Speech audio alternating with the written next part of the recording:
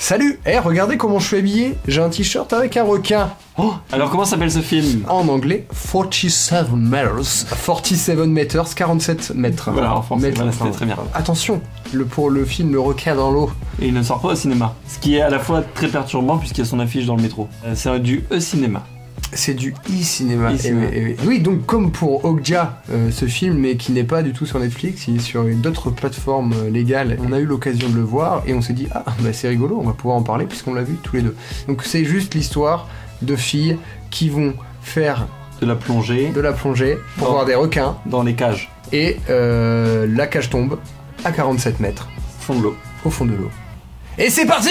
Donc c'est un film d'angoisse. Le film de requin, c'est presque un film de genre. Hein, oui, dire, hein. Il y a tellement des centaines et des centaines, des très très mauvais comme des bons. Voilà, celui-là par exemple. Et donc du coup, celui-ci, dans quelle catégorie il est, Cyril? Dans la catégorie 127 heures. C'est pas seulement un film de requin, c'est aussi une sorte de huis clos, survival. Parce que normalement, les films de requins sont pas des... Quoique, The Reef est aussi...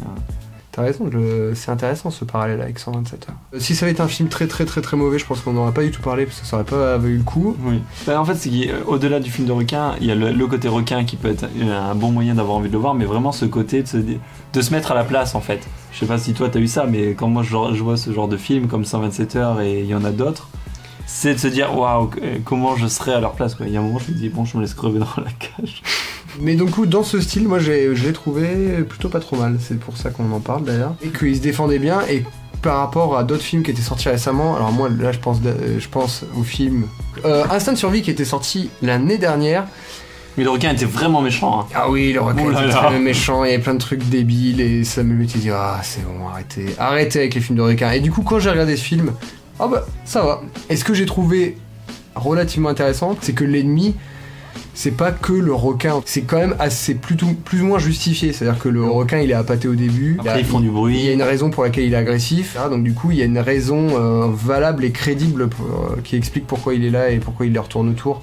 Et qui n'est pas juste c'est un monstre sanguinaire qui veut juste bouffer des humains et non pas un truc qui traînerait à côté. Voilà. Et parce que le film ne tourne pas qu'autour du requin. Voilà, il y a un parti pris qui est un peu osé à un moment. Et rien que pour ça, c'est intéressant.